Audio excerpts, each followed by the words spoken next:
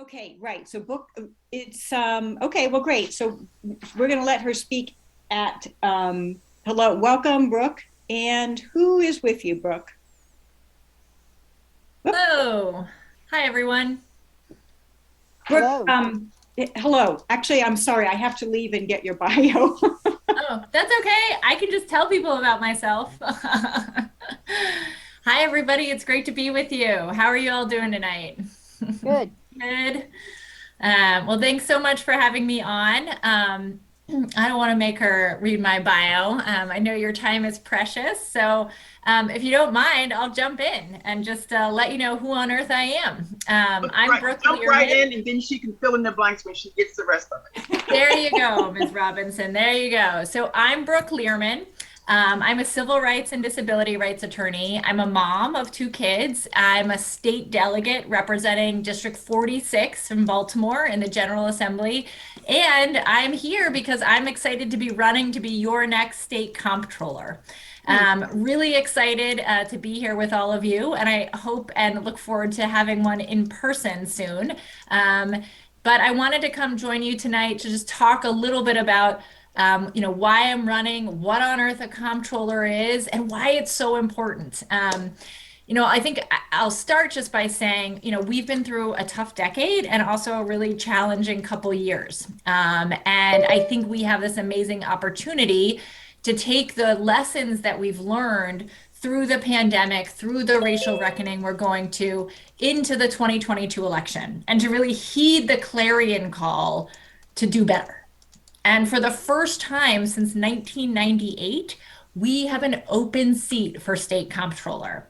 So that means the 2022 election is really our opportunity to ensure that every family, every small business has an advocate at the state level. Someone who's ready to champion eliminating barriers, creating opportunities, tackling the racial wealth divide in our state, and working each and every day for you, for Cecil County, for all of Maryland.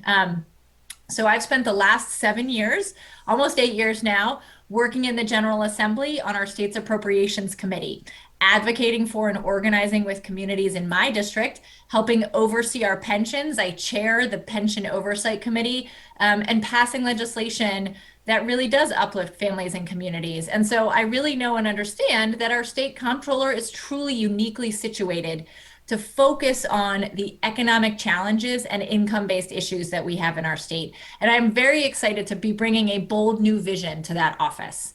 So, if we were in person, at least half of you would have asked me by now, what does a comptroller do? So I will say I like to start and always talk a little bit about this office because it's not, everybody knows Peter Franchot or knows the school to coins, but not everybody knows what the comptroller actually does.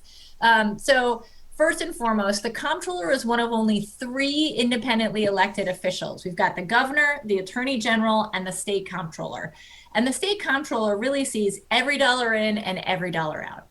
And it's important that we have somebody in statewide office who can be a champion for the issues that we as Democrats care about. Our public schools. I've worked for years. I'm a public school mom. My kids are in public school, and I have worked for years to pass the blueprint for Maryland's future to make sure we're adequately and equitably funding our public schools. Transit and multimodal transportation options so people can get around. The environment, sure, tackling criminal justice reform. These are all issues that I've worked on and I will continue to speak up about as a comptroller. Number two, the comptroller sits on a number of very important state boards, including the State Retirement and Pension Board and the Board of Public Works. So I mentioned I currently chair the Oversight Committee for Pensions, and I've been on the committee for 8 years. So I have a lot of experience with our pension system and know just how important it is that we are adequately funding that pension system to make sure that the almost 500,000 state retirees get what they're owed, right? And get it in an easy way without a lot of hassle, making sure that we're truly funding it, investing in investments that move our state forward and help our pensioners. Number two, the Board of Public Works. So the Board of Public Works, as many of you may know, really holds the power of the purse in the state of Maryland. It's three people: the governor, the treasurer, and the comptroller. And it's so essential that we have people on the Board of Public Works who are putting communities and families first, who understand that the Board of Public Works and how we spend our taxpayer dollars is how we spend our taxpayer dollars. And that is as the federal money comes in, more federal dollars are coming in to the state over the next couple of years than at any other time in our lifetime. The Board of Public Works will be overseeing all of that money. And I put out a little graphic every other week when the Board of Public Works has its meetings, because I think it's so important that people understand what it's funding and what it's working on, whether it's building new roads or bridges or doing climate resilience projects or funding senior housing and what have you. The Board of Public Works, I'm excited to be the people's advocate on the Board of Public Works. And then finally, sorry to remind you all, I'm running to be your next state tax collector or your tax refunder if it's good year. And in that way too, it's so important that we make our tax system, that we modernize it, that we make it easier and more accessible for people. I'm a litigator, I'm a lawyer, and I represent many low wage workers. And I often go after the companies who pay them because they're not paying them overtime or they're not paying them what they're owed. And I am always just like, why are we not going after these companies? Because if they are not paying their fair wages to people, they are also not paying their taxes. And I'm excited to make sure that companies and the highest wealth individuals who can hire fancy tax attorneys, that they are paying their fair share, right? And that we're reaching out to people who are owed teacher tax credits, who are owed, the earned income tax credit, that they know that and know how to claim the credits that are owed to them. So at the end of the day, the Comptroller's office is really the first office that sees the numbers, that tell the story of how Maryland families and communities and businesses are doing. And I'm really focused on making sure that those numbers look good for all of us. So I will say my sort of core philosophy can be summed up in the words of somebody named Senator Paul Wellstone, who I used to work for, used to say that we all do better when we all do better. And I'm very focused on that as a delegate, and I will be as a comptroller as well. So I'm originally, just really quickly about me, I'm originally from Montgomery County. After graduating from college, I was an organizer. I did AmeriCorps Vista. I helped start a mentoring nonprofit. And then I went to law school because I loved being an advocate. And I found my way back to Maryland, where I've been an advocate for the past over a decade for underdogs, representing low-wage workers, representing people with disabilities. I represented a man who was wrongfully convicted and served 20 years for a crime he didn't commit, doing housing discrimination cases. And I love doing this work. And a couple years after I had moved to Baltimore and I was doing this work, somebody said to me, "Oh, I know the kind of lawyer you are." And I was like, I don't know what that means. What kind of lawyer am I? And they said, "You're the kind of lawyer who gives people a voice." And I thought, that sounded sort of nice, but it sort of missed, in my mind, the point of who I was. And I said, no, my clients have a voice. My job is to make sure that it's being heard. And I realized in my new adopted hometown of Baltimore that there were so many communities who weren't being heard. One quick example is that my first day of work, I tried to take the bus from where I live in Fells Point to downtown, and the bus did not come. And for me, that was a disappointment. I could afford a car, or I could walk or bike to work. But for the 1/3 of Baltimoreans who don't have access to a car and are trying to get to work, that's not a disappointment. That is a disaster. And it is for their employers too. I've always really believed that government should be about eliminating barriers and creating opportunity. But the reality that I saw was that government was not only not listening, it was in fact the barrier. I looked at public schools. There were nothing like the schools that I had gone to in Montgomery County. I was really frustrated. And so I decided to run for state delegate, and I knocked on 14,000 doors. They're a lot closer together in Baltimore than they are in Cecil County.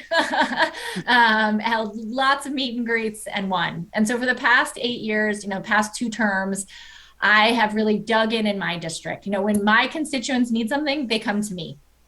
Every one of my principals knows me. I'm in my schools all the time. I work to start community gardens. I helped start a community development corporation. I organized all of I represent all of the communities around the water, including Fells Point, Federal Hill, the Ritz-Carlton, 8 public housing developments, all of the Latino and immigrant communities in the city. They're all in my district. And so I have an incredibly diverse district, and I take care to make sure that people in every part of my district know me and know that I will be there for them. I was just texting today with folks in Curtis Bay and Brooklyn about air quality issues and getting MDE to come in and make sure their air quality is improving after an explosion that CSX had there. So I'm there for them. And at the state level, I've been doing the work to build coalitions to craft and pass truly landmark legislation that actually changes outcomes, on transparency, on education, on reducing gun violence, on cleaning up the Bay. Last session, I led the efforts to pass legislation to create the state's first office of statewide broadband, to make sure that we were prepared as a state to bring federal money into the state of Maryland and then get it out to Cecil County and to other places around the state that need to be laying broadband and need the funds to ensure that everybody can be connected. I also led the effort to pass the largest funding mandate for public transit system in the history of our public transit system. And a couple months later, CNBC rated Maryland the most improved state in the nation for businesses based on 2 things: the Office of Statewide Broadband and transit investments. So really proud to be making Maryland a better state to create jobs in and for families and communities. But there's so much more to do. And I know, it's very tough right now, but we truly do have the wind at our backs, and we truly can learn lessons from the pandemic, from everything that's going on in our country, to make sure that in 2022, we elect people who have a unique chance to make long-lasting positive changes. We have one chance with all this federal money coming in to make sure we spend it in a way that truly changes outcomes. So 3 quick things I'll mention that I'm excited to do as Comptroller, and then I'll be quiet and answer questions. One is to make sure that I and the office am present and proactive around the state. So that means ensuring that, there are 12 field offices that the Comptroller has around the state. I want to make sure that every one of those field offices, that they are getting out, right? That they are out and about in our communities, going to senior centers, going to schools, talking to fraternities and sororities about what is it that the Comptroller's office can do for you? How to start a small business, financial literacy help, tax prep help, tax refund help, making sure that we are getting the resources of the office out to you and the people of Maryland. Right now, we don't have a taxpayer advocate office in the Comptroller's office. I was actually on the phone today with the woman who created the Office of the National Taxpayer Advocate at the federal level, and she's appalled that we don't have a taxpayer advocate office. I'm excited to create a taxpayer advocate office to work with people around the state.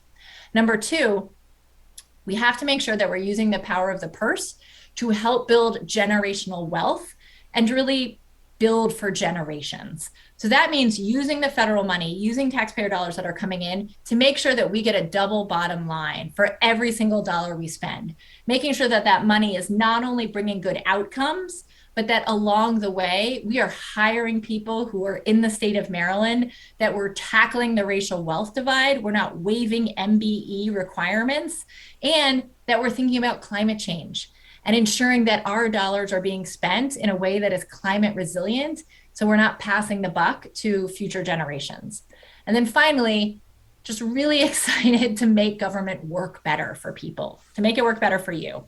Make it easier to pay taxes, lower the cost of compliance so there's no excuse not to pay, make sure everyone pays their fair share, and bring down the book on those who are shirking their responsibility. I also think our financial records should be an open book. We should have openbookmaryland.gov, where you can follow every single dollar spent by the state, because we all deserve to know what the state is doing with our money. And for all of this, we really need to finally harness and put the data of the office to work, because the Comptroller's office is the hub of all financial data. so we can use it to target resources to Cecil County, to talk about what's working in Cecil County, what's working in Elkton versus Northeast versus, and the impact of that, where money can have a bigger impact and help help different communities. I'm excited to do that. So these are just a few of the ways that this really important statewide office can really help us build the Maryland, the state that I think all believe Maryland should and could be. I'll just wrap up by saying that we are truly at a critical juncture in the state. We have some of the most prosperous communities in the country, but we also just have far too many that continue to suffer from poverty, from disinvestment, and from the effects of racial discrimination.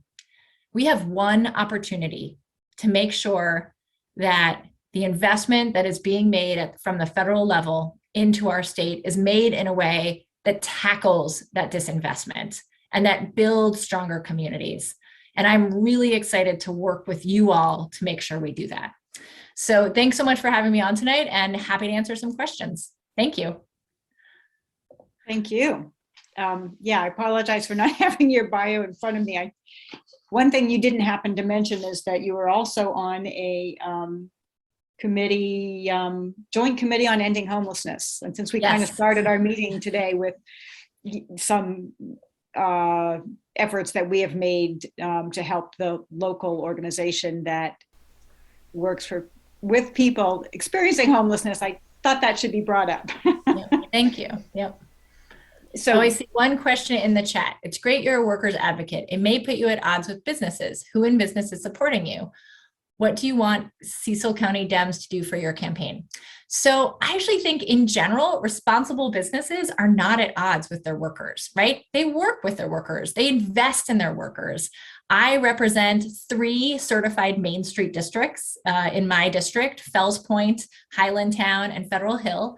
I also represent the Port of Baltimore, a huge business, and I represent all of downtown Baltimore. So I'm on the board of the Downtown Partnership, where I work with major businesses, and most of the leaders there are supporting me because they believe that I'm an effective advocate, and that I understand that businesses create jobs. And so I'm really proud to have the support of, many business owners around the state, including in my district, through all the main streets I work with and the retailers I work with, as well as, bigger business advocates and Black-owned business, Black women-owned business, women-owned businesses, breweries. I've worked with many businesses over the years, and I'm excited to keep doing that because they create jobs.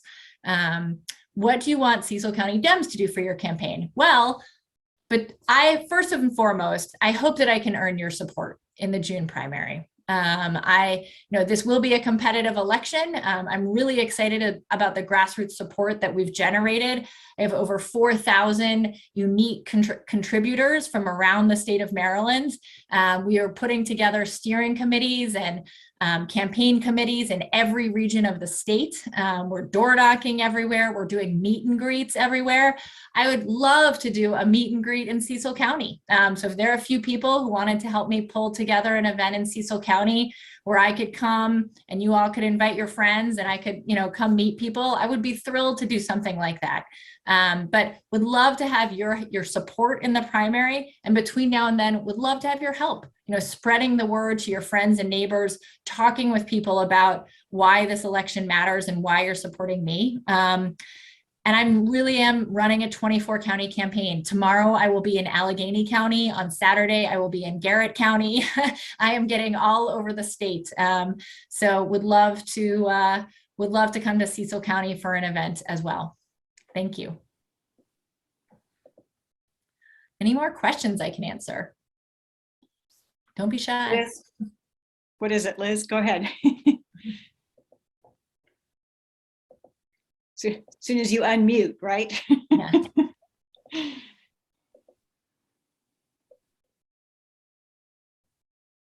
Okay, so I do have a question that's, I don't know how you can help us in Cecil County in terms of, we have a county executive who has a line item in our budget of $300,000 of miscellaneous. And then she went on to explain what some of that money went to, and there was a line item for that. And it's like, no, how do we get her to understand that that's not okay? 300,000 miscellaneous is not okay. And I don't even know how to access this information. I guess I just don't have those skills, and I don't know if you can give us any suggestions there. No, it's an important question. I think that there is something to be said for the Comptroller's office really working with local governments to help set up more accountability and transparency on how they're spending their taxpayer dollars that are coming in. Because at the end of the day, the Comptroller collects all the taxes and then remits it to the counties. So the county gets their share of what they're supposed to be getting from what they collect. So it's a really good question, and I'll keep thinking about how that could work. But certainly, I would say the Comptroller, could support efforts and encourage efforts by local governments to set up systems so that people can see where their money is going. So if we were to, it's hard as a state government we can't force local county executives to do things like that. But we can certainly be encouraging and point out which elected officials are doing that and which ones aren't. But yes, I know all about your county executive, and I serve with her husband. Actually last year 2 years ago, worked on legislation to make sure that we were having the MARC system work to create, that final little stretch of commuter rail through Cecil County. It's the only part from Richmond to Boston that doesn't have commuter rail is, part through Cecil County to Newark, Delaware. So we will definitely now we passed legislation mandating that MARC negotiate with Delaware to figure out how to run MARC commuter rail up and down that area too. I think I saw that EB, sorry, I don't know your name, it's just EB, had one other question. Your main streets sound pretty flush. Cecil has a lot of low income areas and farmers. So I'm glad my main streets sound flush. I think they would disagree. Highlandtown Main Street is an entirely immigrant community. And I represent, actually my district has the largest disparity of any district in the state. So Brooklyn and Curtis Bay are some of the poorest areas in the state. And then I have, very wealthy areas too. In Brooklyn and Curtis Bay, there was nothing, very little economic activity happening. It's been a really tough, awful, frankly, 50 years in Brooklyn and Curtis Bay. And I worked with community leaders to start a community development corporation there so that we could bring in investments. We created a vision statement. We worked with community mentors over a couple of years to craft what the CDC should be doing. I helped set up the board. I helped find them an executive director. And she recently applied for and won, with our support, $1 million grant from the Department of Justice to help on public safety issues. We recently worked with Bank of America to have Bank of America turn over an old building they owned to this CDC. That was going to be a vacant building so that the CDC can have a stable headquarters. So I work very closely with the low-income areas of my district. I've been very supportive as well of the urban ag in our district. I just put in a bond bill for a wonderful garden called the Filbert Street Garden. So ideas for small farmers, certainly working with Marbidco. And ensuring that there is enough funding, revolving loan funding, making sure that we're thinking about how to build a more resilient food system in Maryland and buying local. So, one of the things that one of my colleagues, Delegate Lord Charkoudian, has worked a lot on is ensuring that our schools and our school systems and food banks, that they have incentives and have the ability to buy local. We want to be able to spend our dollars on local farms to support our local farmers as well. So that's something I'm very interested in and, continue to support. Okay. Do you have any suggestions for us to recruit candidates for county and state level offices? We currently have none. Oh, it's so hard. It's a great and really, really important question, Liz. I'm a graduate of a program called Emerge Maryland. I actually helped set up Emerge Maryland, and then I went and did the first class. And it's a program that recruits and trains Democratic women to run for office. It's a 6-month program. It's a fantastic program. I'm now a trainer for it. So on Saturday, I'll actually be training some women on how to run for office. I would first say if you can get people interested in programs like Emerge Maryland so that they can learn about what it takes to run for office, that's really helpful, at any level. And, a lot of what this is though laying the groundwork, over and over, doing the door knocking, making sure that people know there are options. And so, it's really scary to run for office, and it's really frightening to do it as a Democrat in a really red area. And so making sure that candidates know that you'll have their back, right? If they put their name out there and they're willing to go door knock and work, that they're going to have a group of people who will go out and work with them, right? I knocked 14,000 doors the first time I ran. My volunteers knocked 20,000. I had an amazing group of people who were out and about, working with me. And it's just so important that people know that they're going to have people to have their back.